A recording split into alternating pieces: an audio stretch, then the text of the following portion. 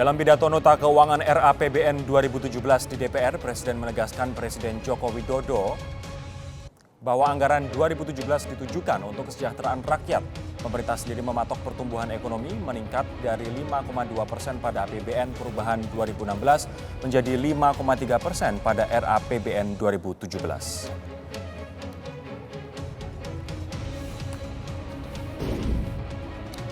Mantan anggota Komisi 5 DPR Damayanti Wisnu Putranti yang menjadi terdakwa kasus suap proyek infrastruktur mengungkapkan tidak hanya dirinya yang menerima fee atau jatah proyek, tapi juga 54 rekannya di Komisi 5 DPR.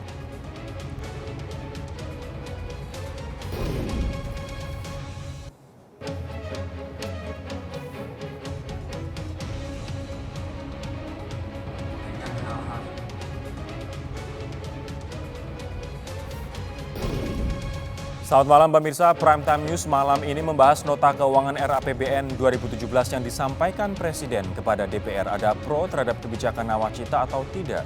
Sementara dialog kedua membahas nyanyian mantan anggota Komisi 5 DPR Damayanti Wisnu Putranti yang menjadi terdakwa suap proyek infrastruktur yang menyebut 50 rekannya di Komisi 5 DPR juga menerima fee proyek. Dua topik ini yang akan kami bahas dalam Prime Time News kali ini bersama saya, Rory Asyari.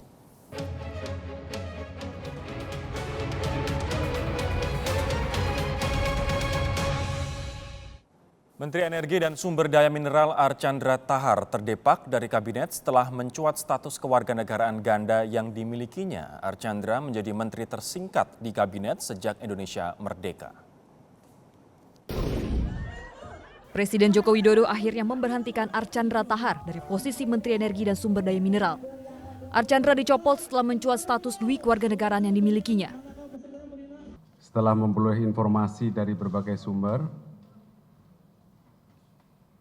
Presiden memutuskan untuk memberhentikan dengan hormat Saudara Archandra Tahar dari posisinya sebagai Menteri Energi dan Sumber Daya Mineral dan menunjuk Saudara Luhut Binsar Panjaitan, Menteri Koordinator Bidang Kemaritiman, sebagai pelaksana tugas, wewenang dan tanggung jawab Menteri ESDM, sampai dengan diangkatnya Menteri ESDM definitif. Pengamat hukum tata negara Margarito Kamis menilai pemberhentian Archandra melengkapi kesalahan Presiden. Tidak tersedia cara lain bagi Presiden kecuali memberhentikan. Walaupun sebenarnya andai kata mereka agak sedikit cerdas, bagaimana caranya meminta agar beliau mundur, bukan diberhentikan. Mengapa begitu? Karena dengan pemberhentian ini sama maknanya dan atau sama nilai hukumnya bahwa Presiden menyempurnakan kekeliruannya, kesalahannya. Terlepas dari polemik dui kewarganegaraan Archandra, pemberhentian Archandra akan tercatat dalam sejarah perjalanan Indonesia. Archandra menjadi menteri tersingkat di kabinet. Ia tercatat baru 19 hari duduk di kabinet kerja, hasil reshuffle pada 27 Juli 2016 lalu. Archandra mengalahkan rekor menteri tersingkat di kabinet yang sebelumnya dipegang Mahfud MD saat menjabat Menteri Hukum dan HAM pada era Presiden Abdurrahman Wahid. Masa tugas Mahfud MD sebagai Menteri Hukum dan HAM berakhir setelah digeser menjadi Menteri Pertahanan yang juga dijabat singkat. Tim Liputan Metro TV. Archandra Tahar enggan membicarakan pemberhentian dirinya sebagai Menteri Energi dan Sumber Daya Mineral yang berlangsung begitu cepat. Namun ia meminta maaf atas apa yang menimpanya sehingga sampai menyita perhatian publik. Saya bukan malaikat, hanya malaikat yang tidak punya salah. Jadi kalau dalam perjalanan waktu kemarin sejak saya datang sampai hari ini ada kata-kata yang salah, mungkin pulsa bapak-bapak jadi terbebani gara-gara trending topik dari saya. Mohon kiranya diikhlaskan. Ya. Begitu juga waktu bapak-bapak habis ya, untuk membahas masalah anak yang satu ini. Kita beralih ke informasi yang lain, pemirsa. Pemerintah menargetkan peningkatan pertumbuhan pada 2017 dibanding 2016.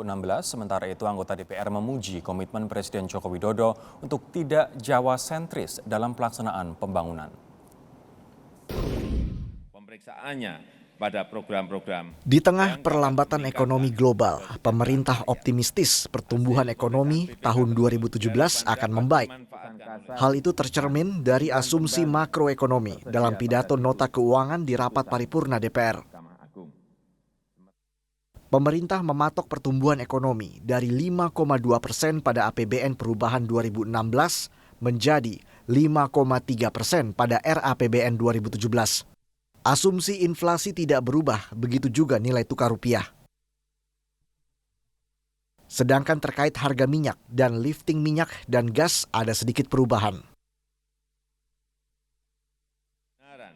Saat menyampaikan pidato kenegaraan, Presiden Joko Widodo menegaskan bahwa anggaran 2017 ditujukan untuk kesejahteraan rakyat. DPR dan pemerintah berkomitmen untuk memastikan bahwa anggaran tahun 2017 disusun dengan cermat demi peningkatan kesejahteraan rakyat.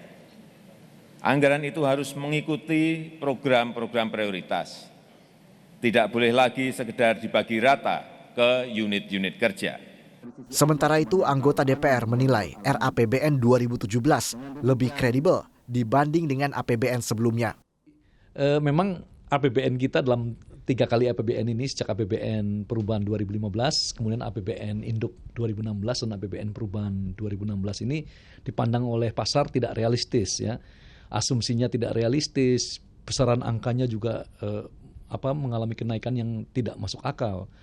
Ada ekonom yang mengatakan ini APBN ugal-ugalan begitu, ya. Tetapi sekarang dengan Sri Mulyani datang dan saya kira lebih realistis, pasar akan lebih percaya dengan APBN ini.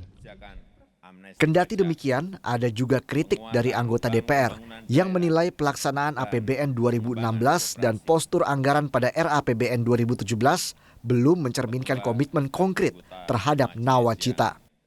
Namun bagi kami belum seluruhnya bisa mengedepankan apa yang menjadi harapan di dalam program nawacita. Contoh misalnya faktor pengentasan kemiskinan. Itu tidak terungkapkan secara detail mengenai. Namun, hal fundamental yang dicatat DPR adalah komitmen Presiden untuk mengembangkan daerah-daerah di luar Jawa. Maka kemudian menurut saya, substansi utama dari pidato Presiden ini, dan itu sangat luar biasa, adalah ketika beliau dengan sungguh-sungguh, dengan sebuah tekad yang sangat kuat mengatakan bahwa kita ubah paradigma dari paradigma Jawa sentris menjadi Indonesia sentris. Yang pasti, pertumbuhan ekonomi memang berangsur membaik. Begitu juga dengan kepuasan masyarakat yang terus meningkat. Tim Liputan, Metro TV.